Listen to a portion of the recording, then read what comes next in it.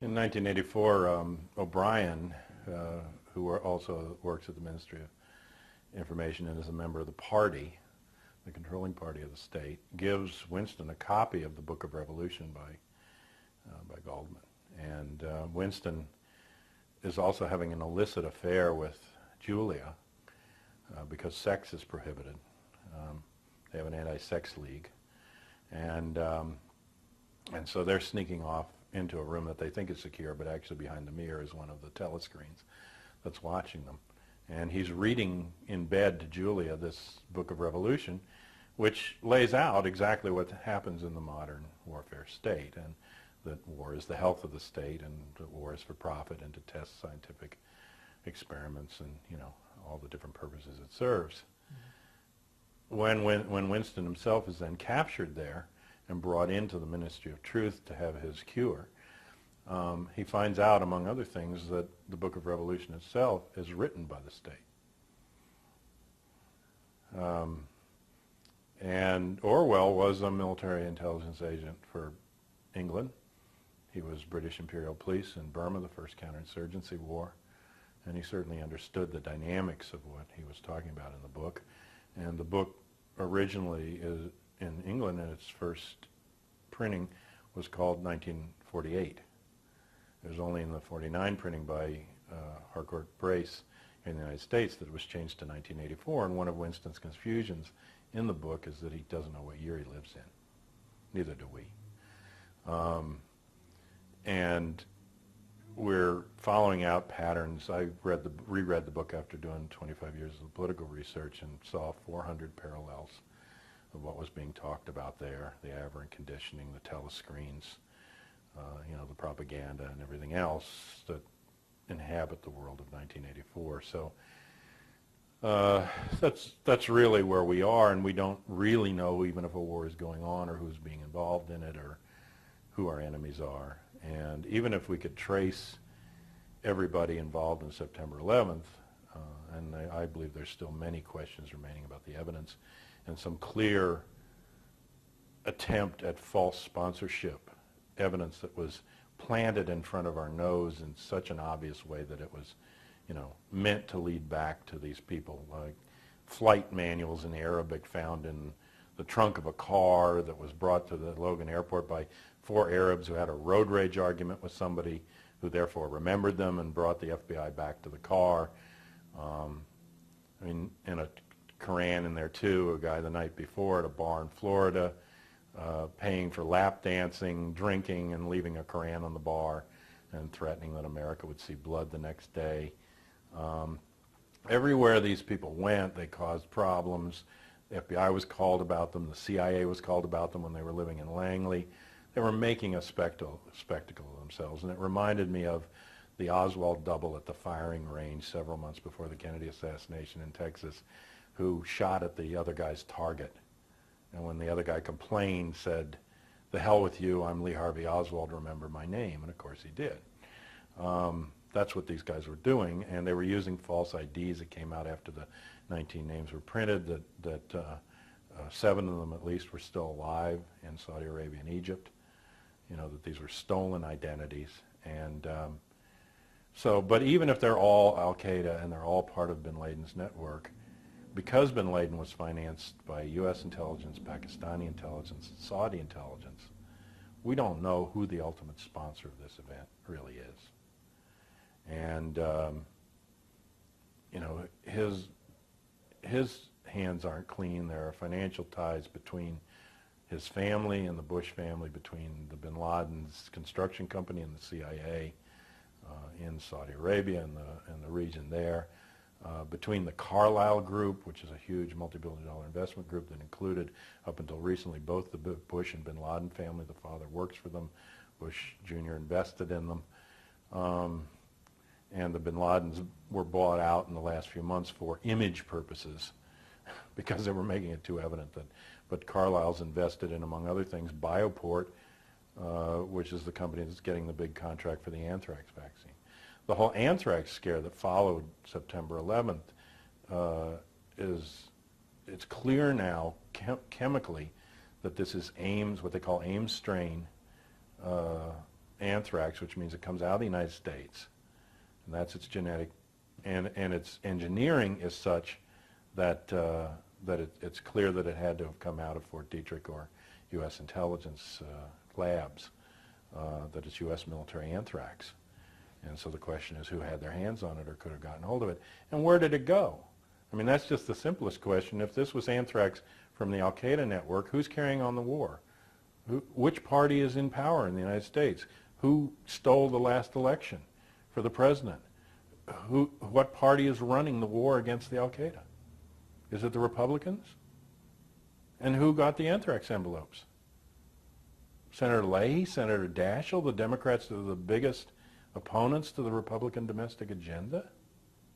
Why did the envelopes go to Bush's enemies if it came from the people that they're supposedly fighting? So these are just simple. I mean, the guy down at the laundromat asked me that. You know, I mean, this isn't rocket science. I mean, and you get to a point where now, I've got one article that says the FBI suspects the CIA. I mean, that's how split they are, that the FBI's main suspect is the CIA. I went back to September 1st before I came out here to Seattle to talk about this and tracked my email article collections, because I get articles from researchers all around the country, just from September 1 to September 11 to see what was there. And among other things that's there is the fact that they're making an announcement from the Pentagon that the Defense Intelligence Agency, the DIA, which is bigger than the CIA, and the FBI combined, are working on the next generation of anthrax weapon. And there was also an article that broke September 4th and 5th in the New York Times and the London Sunday Times about Operation Clear Vision, which was right on the edge of violating international treaties about chemical weapons, where the U.S. was creating an anthrax bomb to see if it could smuggle it in. They claimed it had no detonator, no anthrax. They were testing whether they could buy at commercial places a chemical lab to create anthrax, put it out in the desert. And also, Rumsfeld ordered an attempt to genetically change anthrax so that it would be resistant to the known antibiotics. And all this was covered under defensive operations, that they were supposedly trying to defend themselves from, you know, an external anthrax attack. The interlink of the Center for Disease Controls, which was supposed to track morbidity and was set up in the 1950s to see if chemical biological attacks were going on by Russia in the United States, it has such a crossover of personnel and everything else with its Fort Detrick and the center of the creation of the biological weapons here that they're almost indistinguishable, and that you really can't trust that one is regulating the other or isn't part of internal operations. So we don't know who we're at war with.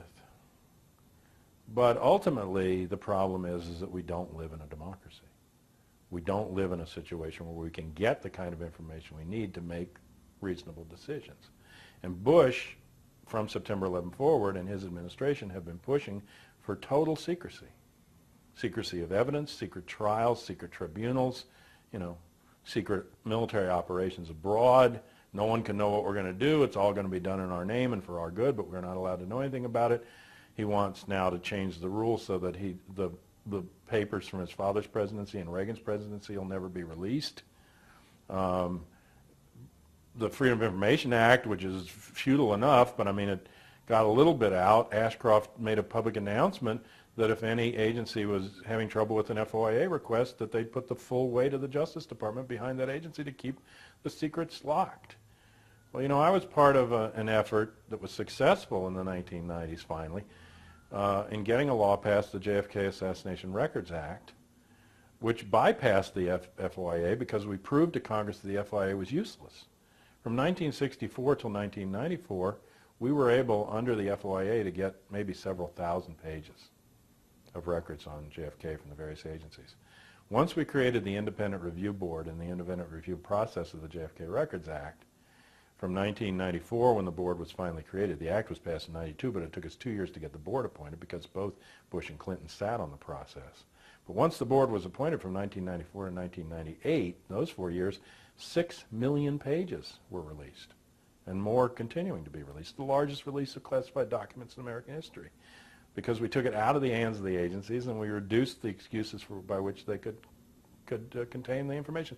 And nothing is withheld. Things are only postponed for release until 2011 or 2017 or specific dates. So it's a much better law. Other groups want to adopt the law, and we were heading in that direction. Our next goal was to get the Martin Luther King files out under similar, and the COINTELPRO files.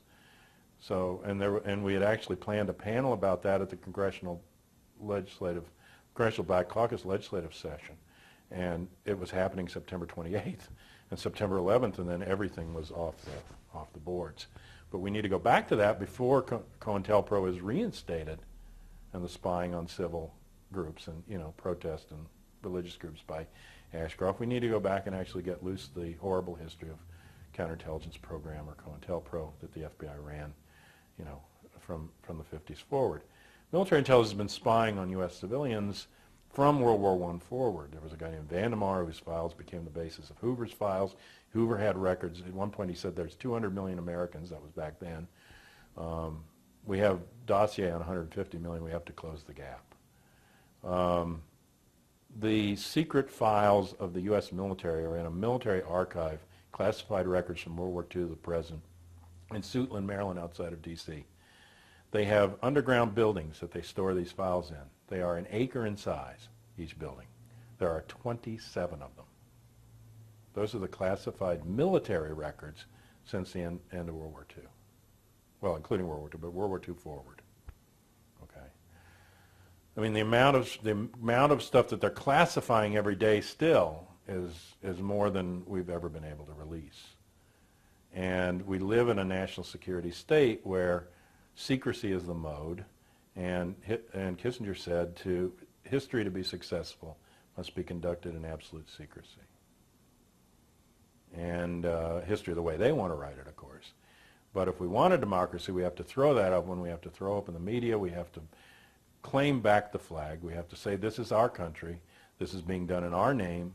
We're going to live with the consequences of it, just as we're living with the consequences of what was done in the last 50 years without our knowledge or assent.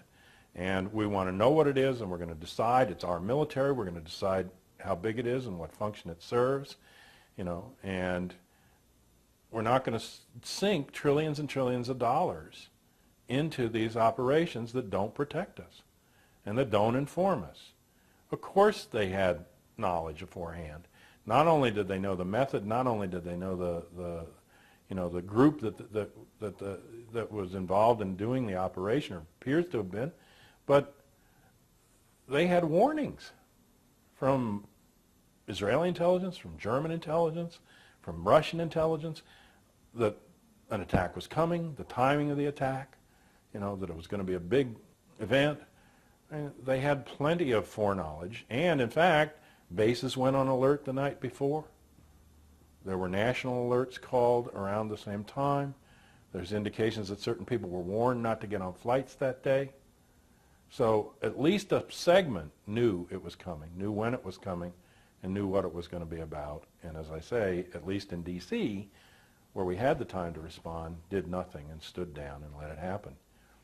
But the war that we're in was planned much before that. And in July, Colin Powell went to Afghanistan. Well, he didn't go. He went to the surrounding countries around Afghanistan. He went to India and Pakistan and Uzbekistan and Tajikistan, and he told them that the United States was going to militarily intervene against the Taliban in Afghanistan in mid-October.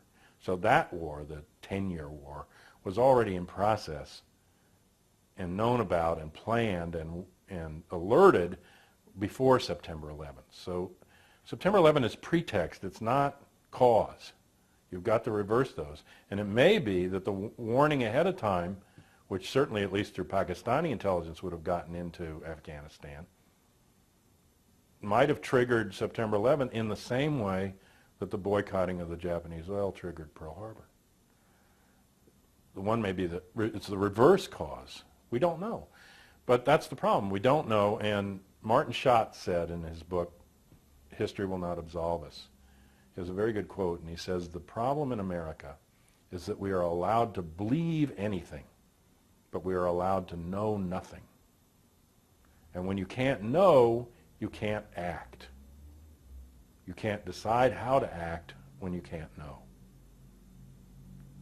And so you can believe whatever you want, and they'll spin a million theories out there for you. You know, I mean, if you think I'm a conspiracy theorist, I'll document to you sometime all the garbage conspiracy theories that come out of the intelligence agencies, you know, and all the disinformation. I mean, I wrote an article about it after the movie Conspiracy Theory with Mel Gibson, where I said not all conspiracies are created equal. You know, and there's a whole lot of garbage out there about, you know, the Illuminati, the Eastern establishment, the Trilateral Commission, and the New World Order being the only thing on the agenda, totally ignoring the Pentagon and the military-industrial complex and the Southern Rim economy, focusing only on the Rockefellers and, you know, that end of the money. That's the old John Birch Society stuff. And just total nonsense stuff, including UFO conspiracy stuff, you know, and just all kind of garbage that's put out there in order to muddy the waters. But we have to know, and we have to take responsibility, because now the whole world is involved in a war, in a global exchange, and it's destabilizing the world. And we may have been rearranging the rubble in Afghanistan and hiring half the Afghanis to kill the other half, but we see one of the consequences is that we almost came to a nuclear war between India and Pakistan. You know, and that's why I say we can't play this way. We have to go the other direction. Martin Luther King said it, and he was absolutely right. The choice is not between violence and nonviolence. It's between nonviolence and non-existence. Talk again about the anthrax situation, because that got a lot of coverage for a while, and then it seemed to drop off the radar screen. Well, anthrax, of course, is a natural you know, biological entity. I mean, it occurs and has occurred, especially in farm communities. It tends to infect animals and then sometimes gets crossed over to humans. So there's already a certain level of anthrax death in any society. The problem in the modern world is that because it's fairly lethal, blood disease,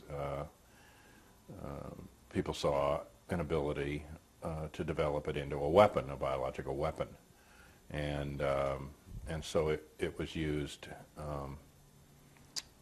Historically, there was actually a plan near the end of World War II, which wasn't carried out by the British, to take anthrax and put it into little pellets and then drop it over German agricultural areas where there were cows, hoping to infect the cows in there, and through that to infect the German population.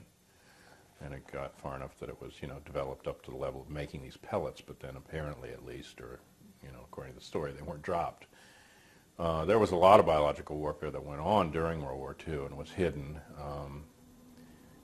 One of the most famous incidences of that, and its repercussions are very long-lasting, was chemical and biological warfare that was done during the Korean War in the 1950s. And they were very anxious to keep it quiet.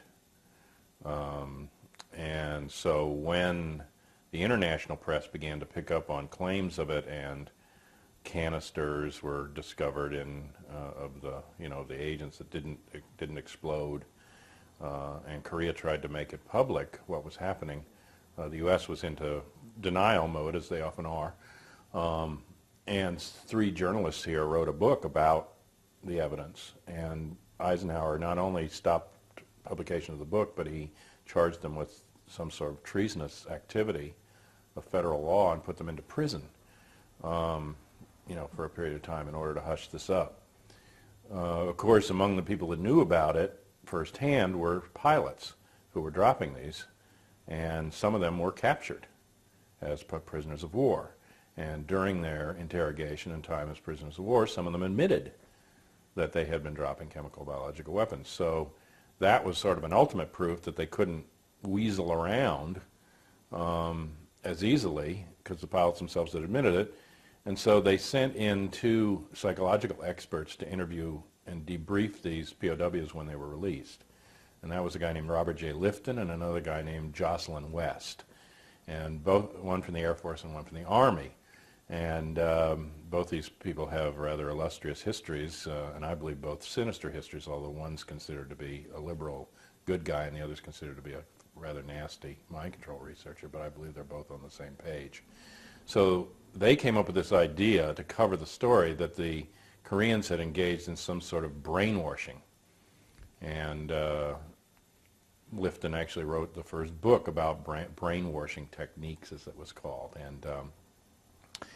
And then that story became the basis of a rationale for why the United States had to have the capability to do brainwashing and mind control in reverse, and became the philosophical basis for getting approval for MK Ultra and the study of mind control for a long time, all coming out of covering up this initial lie that we had used chemical biological weapons. Jocelyn West went on into doing a lot of experimentation with LSD and other drugs out at UCLA, and was part of a plan to actually develop an isolated camp at a Nike missile base to do direct mind control and all kinds of methods, including surgery and psychosurgery and other things that got revealed when the funding went out of Reagan's administration there to a guy named Stubblebine, and they were bringing in these doctors from Boston who had done brain implantation on veterans, and they had this whole idea to like really perfect the methods, but it blew up in the press. There was a student movement to stop it from going forward at the school, and it was at that point, I believe, that they took the captive population, because the target groups were elderly, women, and children, the potentially violent elements of the society. Well, those are only potentially violent elements in terms of the patriarchal male rule of the society that realizes that they've been oppressing them and that they might figure it out and rise up. Most people in the society don't look at the elderly, the women, and the children as being the potentially violent elements. So it's got to be only those that are conscious that they're making them violent, you know, by the privilege that they're maintaining over them, that would consider them as such. But this was the study, and they wanted to isolate them out at this base and, you know, do their experimentation. I believe they moved that captive population out of the institutions then under the control of Jim Jones into Guyana and Jonestown, and I did a great deal of work about mass mind control in Jonestown, and that's really what was going on there, that this was a mass mind control experimentation, that they had moved from individual level to field level. And the fact that they would do that is evidenced early on, 1954, when Alan Dulles, the head of the Central Intelligence Agency, purchased 100 million tabs of LSD from Sandoz Chemicals after it was originally developed. Well, that isn't field test level. I mean, that's, you know, that's like individual testing. I mean, you're going out to 100 million tabs you don't need to experiment with. I mean, you're going to use it on a you know, on a larger scale population. So, I mean, right from the start, they obviously had grandiose plans about altering human consciousness, and still do, I believe, and continue this kind of research. But it had its roots in a lie about chemical biological weapons, and anthrax was one of those that was developed. These weapons were developed in secret, huge caches of weapons, especially at Fort Dix and Fort Detrick in Maryland, where they did the experimentation. Dix was a storage center. And some of the current modern plagues, if you trace them back, broke out at these centers. You know, among servicemen first, and then spread out into the general population. There have been spills, there have been, you know, incidents with the stuff. The stuff was eventually supposedly all destroyed under Richard Nixon. To give you an idea of the scale, though, I mean, I saw a report just recently, because anthrax is back in the news, about how much anthrax they had worked to destroy by that point in the 1970s. They were talking about tons of anthrax, like 2.5 tons of anthrax powders. Well, I mean, a very, very small amount of powder is lethal to a very large population. So, I mean, this is like multi-overkill to have tons of this stuff. And yet, of course, obviously, they kept other amounts of it, you know, backed up and stored still to this day. Maybe not at that volume, but it was there. The American study of anthrax, the definitive study, began at Ames University, you know, as an agricultural threat and how to deal with it. And Ames, at the university, at the labs, began to collect all the various strains of the anthrax as it went through its mutations. And this Ames strain, which is specifically an American strain, could then be tracked back wherever you have an anthrax outbreak. You can go back and find the genetic strain of where it came from in the first place. it's not impossible to create anthrax sort of in a home lab, but it won't be what they call weaponized anthrax. The anthrax that's developed for the purposes of weapons is put through another process that makes it electromagnetically sort of less gummy or packed up. Like they don't want a snowball, they want a snowfall, and so they want the particles and the little individual anthrax spores to spread out, and so they have processes that freeze dry them or do different kinds of things with them and add electromagnetic charges to them so that they're what they call fluffy. You drop it in the air, and instead of it all just clumping together, it's going to spread pretty effectively over a space. And there are different methods for doing this. The Russians did some of it. Iraq allegedly has done some of this. But when this anthrax scare broke out, and they actually put the biochemists on the job at the FBI and elsewhere in the labs, they discovered several things about the anthrax that was in the envelopes. And it was weaponized grade. It was very fluffy. It was like extra fluffy, especially the stuff that went to Dashel. It was almost sort of a step above what they had known before. And it was AIM strain, which means it came out of the United States, and at least the last public FBI statement about where they were looking, outside of for the disgruntled, loner nut, the Oswald description, was that they said in the paper that the FBI's suspect was the CIA. And they specifically said that the weaponizing related back to anthrax that would have been at Fort Detrick. So it's our anthrax, whoever's spreading it. Now, who has access to that? Are we talking really about a disgruntled employee? There was one Arab scientist there at Detrick who was singled out in an anonymous letter, but the letter apparently has handwriting similarities to the anthrax itself, so there's some thought that the person actually doing the anthrax or persons were trying to pin it on this particular scientist when he's not actually the one involved, and figuring that the ethnicity would probably feed into that.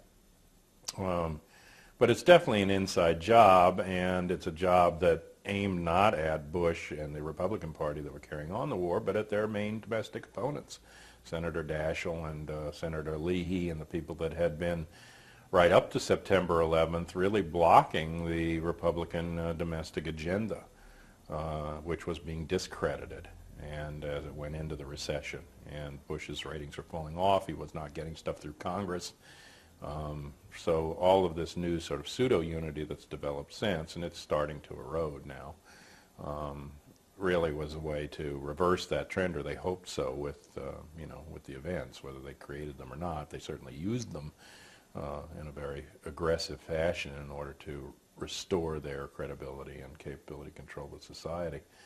So one strange thing that happened, and it was reported in October, right before the outbreak of the main anthrax. I think the first incidents had happened, which went down to, the first incident, you may remember, was at the headquarters of the tabloids that they sell in the supermarkets.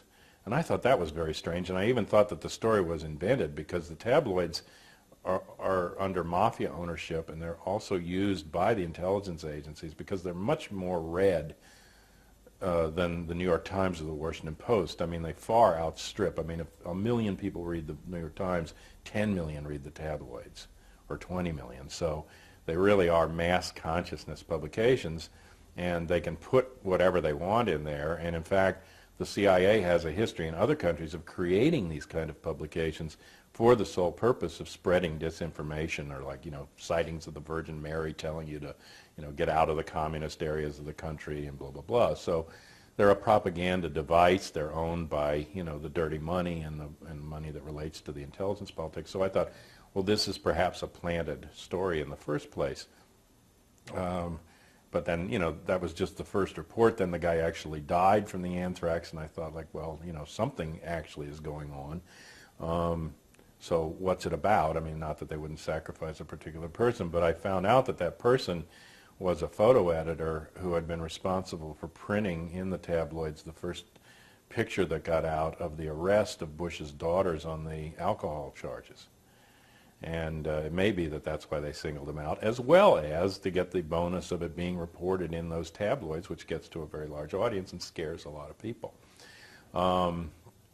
Then it went to the major news media, but again to the liberal newscasters, or relatively liberal, like Brokaw, and I mean, all of them followed the general agenda, but I mean, it went to, and then Rather was threatened, and so, it wasn't Fox News that was getting it. I mean, it was what remnants there are of liberalism in the media were getting the packages. And then when it goes into the Congress, it was hitting the, the offices of the people that were opposing the Republicans. So it had a strange history in that way. But in October, they reported that, I think it was after that first incident at the tabloid, but before the major news media incidents broke, the FBI had been in contact with the Ames laboratories and had given a green light to the Ames laboratories for destruction of an archive of these vials of anthrax and their genetic development and strains that dated back to the 1930s, 70-year, archive of information about anthrax. Now, why on earth would you destroy that? And then to destroy it in a timing period when it becomes critical, because then it eventually did come out that this anthrax in the envelopes that they discovered was Ames strain and could have been traced genetically back to the particular batch that it came from.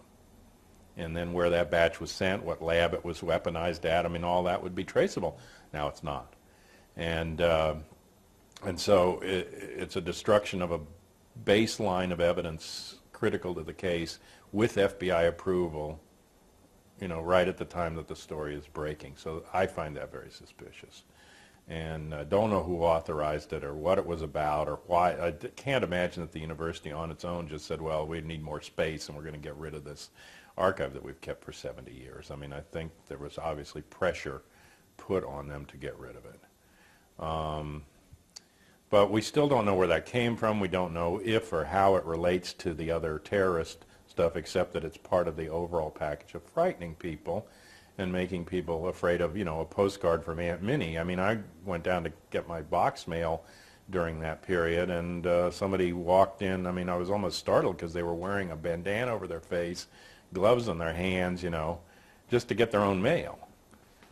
And I mean, I don't think, you're talking about 5 or 6 letters out of, hundreds of millions of letters, if not billions, so I don't think it's something that you have to concern yourself with that much. But of course, if you're a postal worker, it's a different picture because you're more likely to be handling all the mail. But the individual odds, that some mail's going to pass through you. But the spores do spread, and they still haven't completely cleaned out the buildings, the congressional buildings from what was there before, and they were able to save most of the lives. Some of the postal workers died, but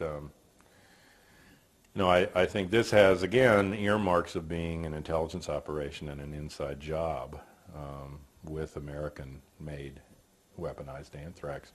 There was also articles September 4th and 5th in the New York Times and the London Sunday Times about a CIA project and then also a DIA project relating to anthrax. And Rumsfeld had ordered the DIA to develop anthrax up to the next level, like to genetically modify it and make it more lethal in terms of being resistant to antibiotics. And they were saying that this anthrax that they found in the envelopes was at a weaponization level that was exceeded, like it was a next generation weaponization. It was fluffier than anything they'd ever seen. It couldn't have been Russian because of the details of it, and it couldn't have been from Iraq, which they originally were trying to blame it on Iraq, and these elements like Woolsey and others from CIA that want to go into Iraq wanted to blame it on them. But the chemists, again, saved the situation by doing just basic scientific work, and all of the Iraqi production anthrax, its weaponization leaves an aluminum trace, and there wasn't any in this. So little by little, actual science eliminated, what political science won't. And luckily, they must have contracted it out or something, because also that can, of course, be messed with, and there's a big scandal about the FBI labs themselves, over the years, tampering with evidence. And I'm sure that the books that are coming out now about the people at the FBI labs, if you went into the backgrounds of some of the ones that have been there for 30 or 40 years, that you'd find people that messed with the Kennedy assassination evidence in the 1960s, because they just keep them around. I mean, if it ain't broke, you don't fix it. But I think you've got to have some questions about this anthrax thing and its timing and whether it was meant, again, to just further terrorize the population, unduly so. But the whole theme is, are you scared? And if you're scared, then you stop being rational about what options you choose. And you start looking for somebody to protect you. You start looking for revenge against those that are supposedly attacking you. When you're scared, it's easy to scapegoat people, and to manipulate you. And so my message from the mid-'90s on, when I saw this pattern of strategy of tension and terrorism coming on, was calm down.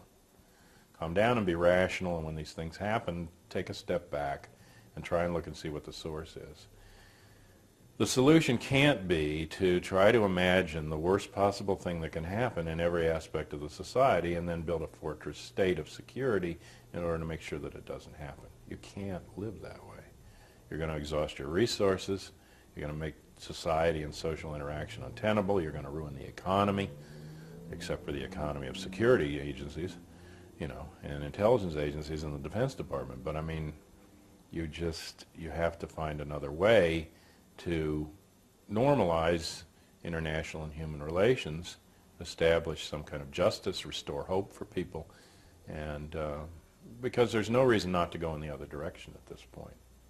And once you do that, these little elements that want to blow themselves up or something are going to dwindle to nothing, and they're not going to have any support.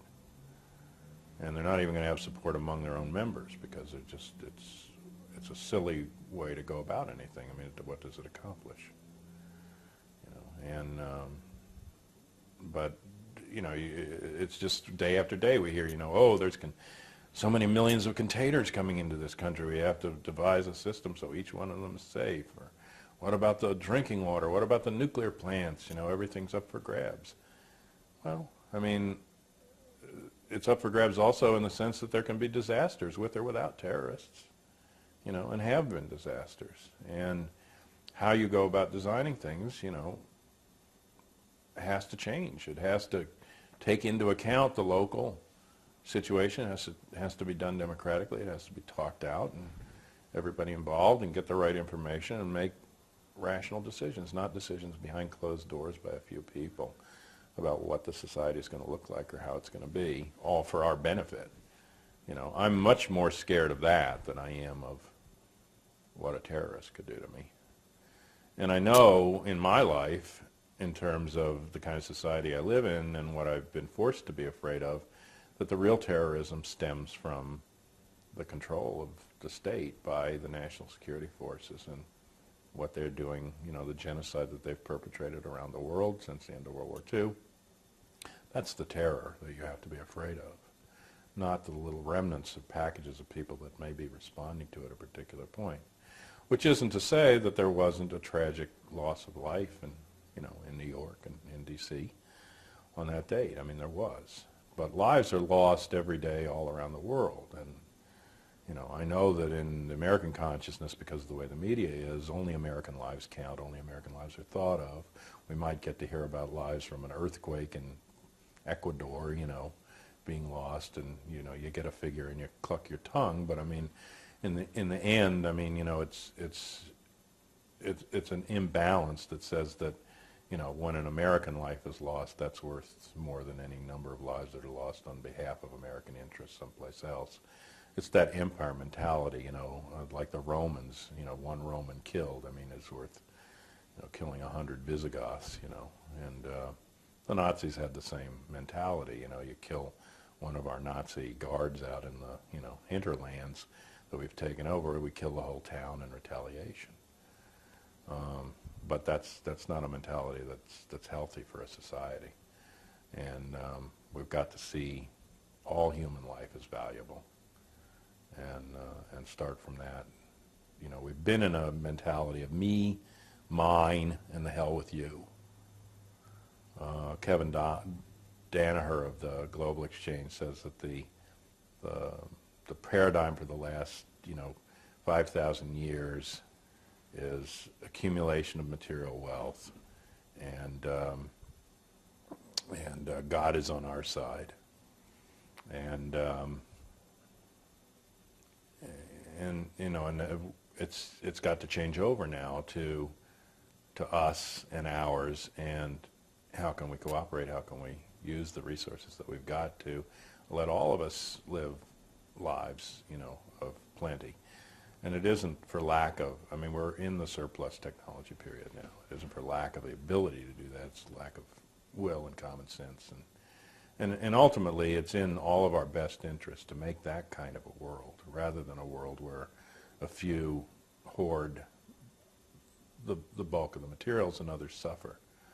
Because eventually that privilege is the violence that's done at the deepest level, and it's going to come back and be expressed as violence and rage in other ways, you know, that are harmful. And there's no need for it. There's no need for us to be violent with each other or to establish privilege over each other. That's all just, all human relations and human institutions are arbitrary. You know, they have histories, but they're all open to change, and our own lives are open to change. And you know, the only real limitations that we have are, you know, time, in the sense that if we don't start doing certain things now, there's going to be long-term consequences, and imagination, intelligence, you know, to do it. But I think those are limits that can be overcome.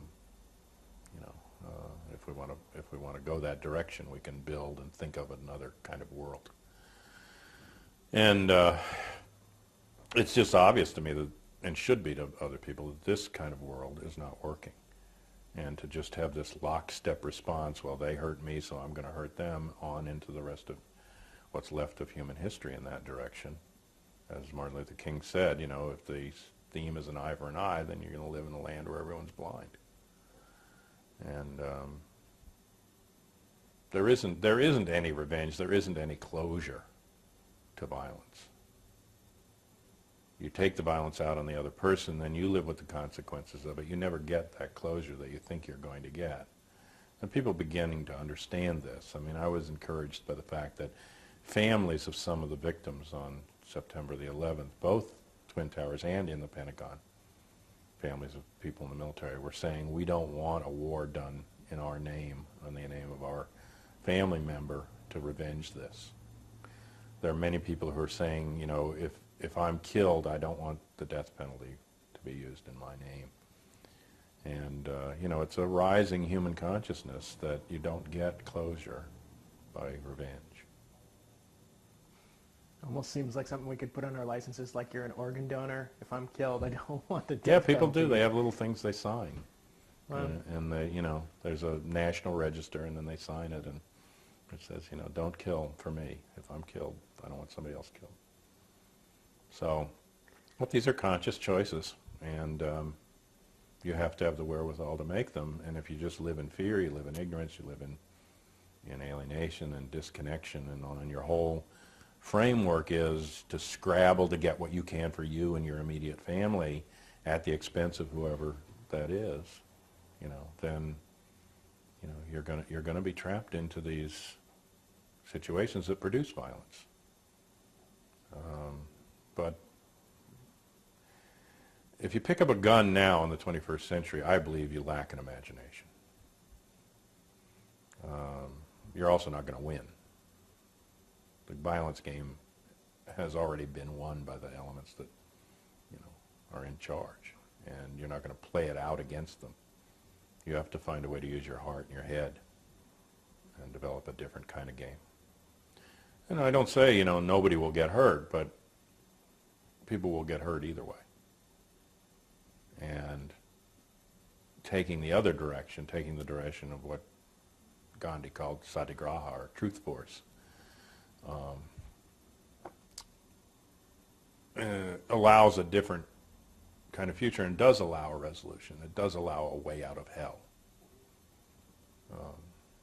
Maybe not everybody gets there, but more get there than if you go the other direction. And the hell doesn't continue on into human history, on into the next generation of weapons and mass destruction and terror. you know, what's the point? And we can play this game to say, like, well, those people are evil and I'm good, but all of us have the same evil and good in us. There's not, to my view, no such thing as an evil person.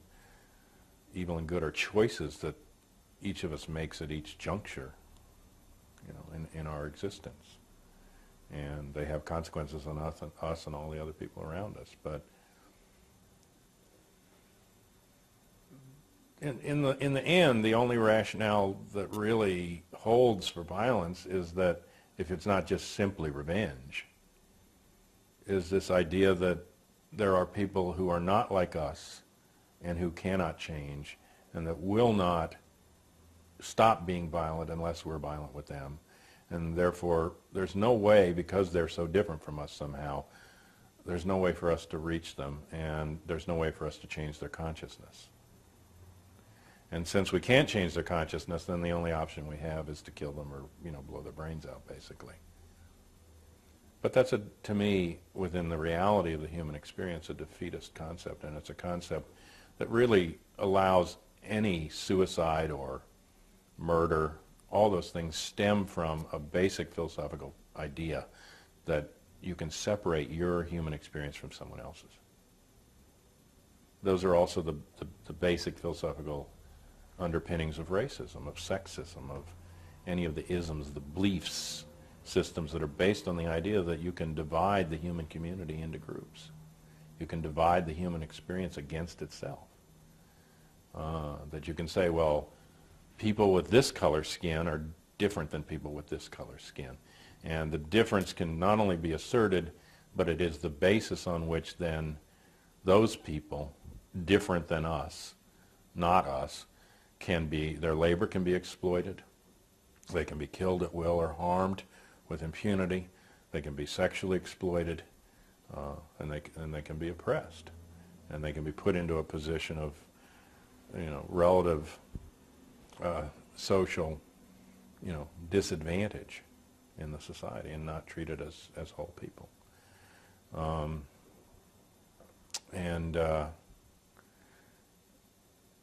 It's essentially an anti-democratic and anti-human idea, but those underpinnings only come when you can assert that there are people somehow so completely different than you, that their human experience is so completely different than yours, that you disconnect from them, and therefore you can treat them as something other than the way you would treat yourself or others that you believe to be like yourself. And it's only when you yourself can separate your own human experience from others that you could possibly kill yourself or kill anyone else. Because the natural understanding is that we're all connected, which we are. I mean, in not only our lives, but the life of nature and everything else that's around us. So you have to disconnect. And then in that disconnection, you can come to this conclusion that, well, those people only understand violence. That's the only way to get through to them, which is nonsense. I mean, it just, in reality, isn't true. But it's a common rationale, and until we instead have the imagination and have the moral courage and have the willingness to take the other route and to say, no, I can reach them. I mean, my really immediate response to this is, if this came out of Afghanistan, we should just take 2 million Americans and go over, normal American people, and sit down with the Afghanis and have a discussion. Because I'm sure we could work something out. If this is in fact coming from what we say it is, if it's not just a few people that are being put up to it, but it's an actual social or political or economic phenomenon of a group of people or a society, then those societies could sit down. Not the leadership, the people. You see? And that's the difference. And because the leadership have a vested interest in another kind of game that keeps them in power, that escalates, you know, that they get social hegemony and control out of warfare and out of, you know, pitting people against each other.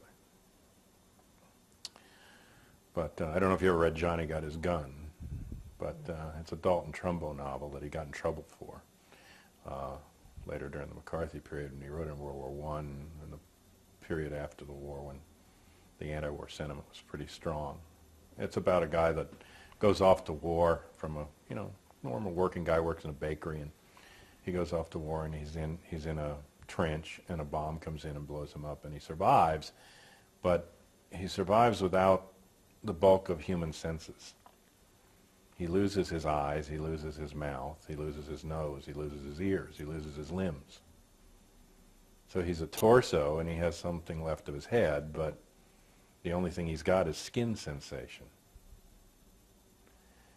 And you go through this consciousness in the book where he doesn't know if he's dreaming or awake, he doesn't know if he's alive or dead. He eventually discerns that he's alive, and then he can, by feeling heat and cold on his skin, he can discern the passage of days and time. You know, he has some human touch because there's a nurse that comes in from time to time, but he doesn't know where he is. And eventually at the end of the book, he determines that, because he knows Morse code, that he can tap out messages in Morse code with his head on the pillow. And so he shows them that he can communicate, and they all come in. You know, there's some doctors around or whatever. I mean, and he senses that there's other people there, and so the message that he sends to them is that he wants out. He wants out of the hospital, and he wants to go out into the world again and be among people. And, you know, in his ideation, he's saying, well, you know, and you don't have to support me. I'll find a way. He said, I'll be a circus freak. I'll be, you know, I'll do whatever I have to do, but just let me out of the hospital, because I'm just in this stasis here, in this limbo. And they tap back on his chest, no. And then the very ending of the book is his transformation of consciousness, like, why won't they let me out? And then he realizes that they won't let him out because if anyone see him, and they've actually been keeping him not in the general ward, but in a broom closet, hidden, because he says, if they see me, I'm the future of war. And if people see the future of war, they won't fight. And so they can't let me out, because people will see what comes of them. And then the last little bit, the last 2 pages, is this amazing sort of consciousness change for him, and where he says, well, go ahead then, make your slogans to make the world safe for democracy, and by God we will.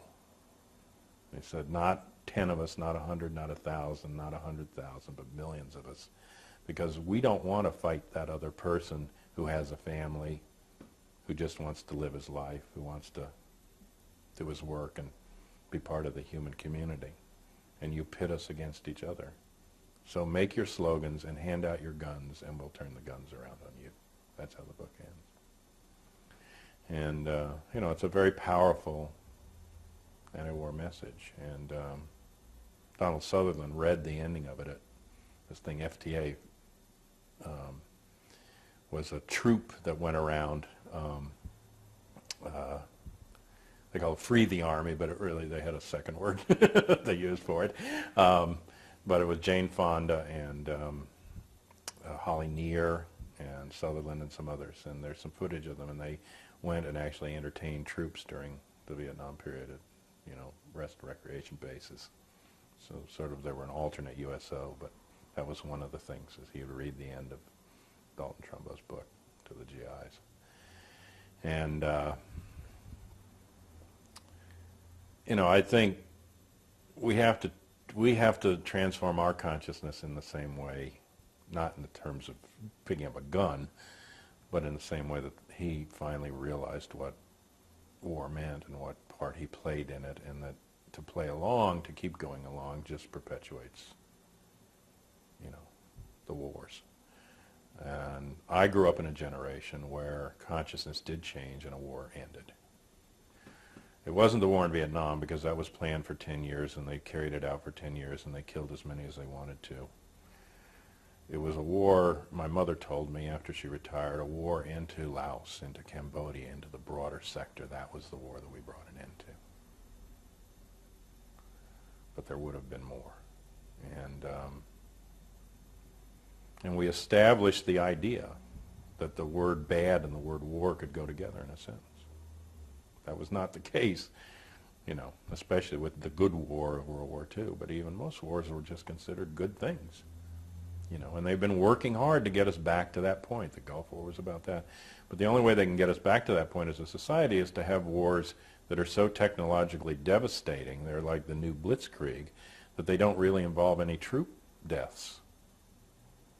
They just go in and, you know, obliterate the enemy and do it within a few days. And that's the way they train them for like 3 to 6 day wars at West Point now, so that they can get the war over with. And the first stage is you get the Allies behind you. The second stage is you carry out the war in a brief period and smash your way to victory with all your super weapons.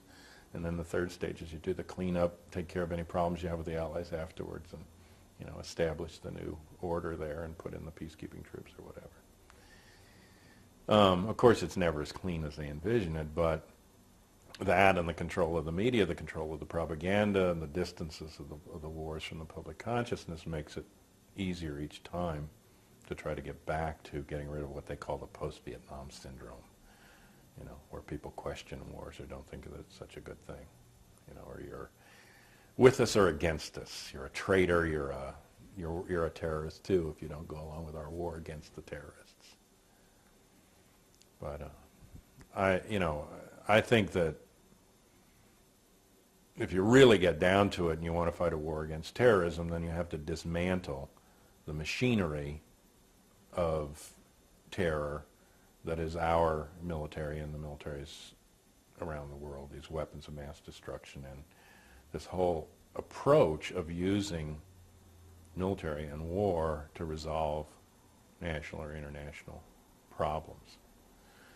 This attack had the elements, because of the scale of it, of attack of war, but it was not war. This was a crime against humanity. It was a mass murder for political purposes. It's defined in every international body of law as a crime. Every country that has any of that and signed on to any of that, you know, recognizes it.